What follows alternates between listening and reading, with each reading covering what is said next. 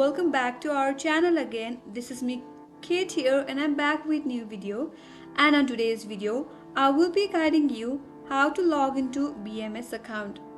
So without any further ado, let's get started with this video. First of all, on your desktop, open up any web browser that you prefer and on the search URL, type in BMS login.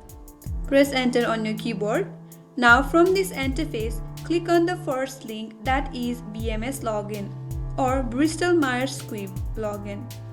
Then you will be redirected to login page.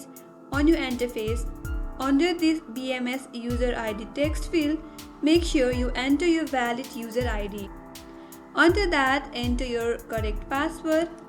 Once you're done typing in your ID and your password, click on the sign in button and on the next page you will be logged into your account. And that's how you can log into BMS or Bristol Myers Squibb account. I hope this video helped you. If you are new to our channel, make sure to subscribe, like, comment, hit the bell icon so that you will get notified the next time we upload more tutorials. Thank you for watching till the end. I will see you on next video.